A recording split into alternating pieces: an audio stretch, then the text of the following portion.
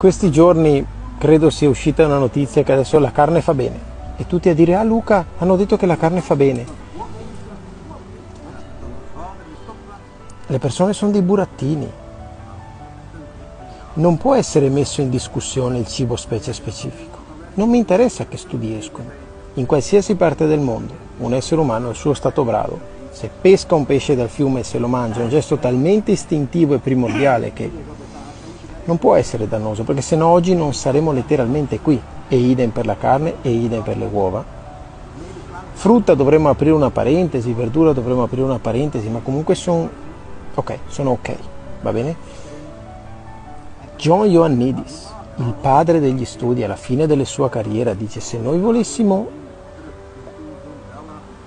rifare un po' tutta sta storia dell'alimentazione dovremmo non prendere in considerazione nessun studio.